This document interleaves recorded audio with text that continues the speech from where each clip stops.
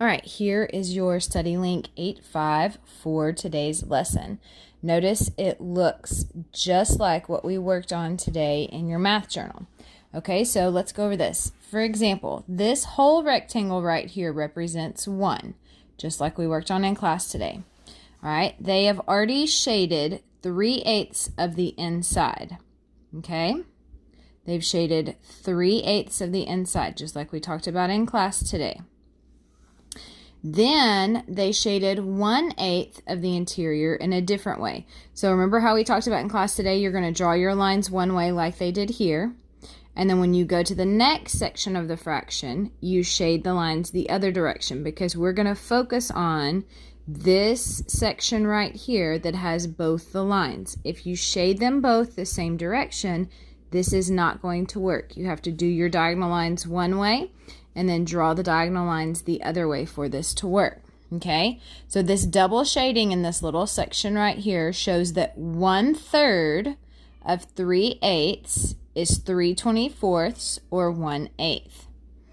All right, now in each of the following problems, the whole rectangle represents 1. So this whole rectangle is 1, this one's 1, this one's 1, and this one's 1.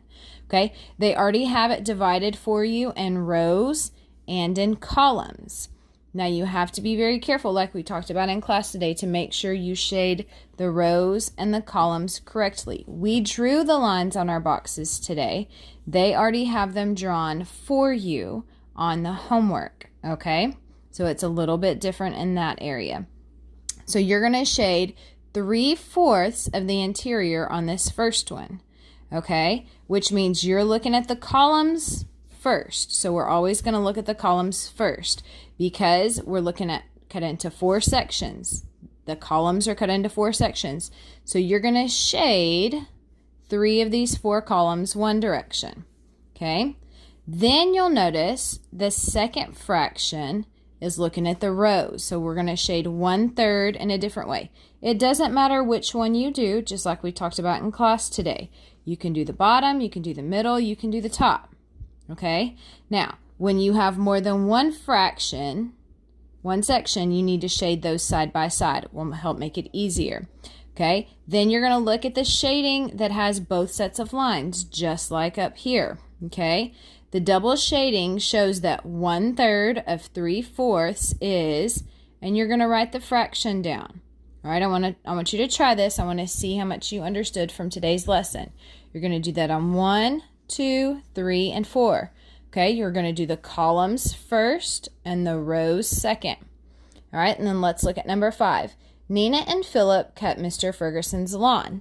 Nina worked alone on her half, but Philip shared his half equally with his friends Ezra and Benjamin. What fraction of the earnings should each person get? So you've got Nina, you've got Philip, Ezra, and Benjamin. They each did a fraction, okay, of Mr. Ferguson's lawn. All 4 of these fractions have to add up to one whole. I want to see if you can figure out how much each person cut, okay, or how much of the earnings, okay, because Mr. Ferguson paid them. If you have any questions, let me know.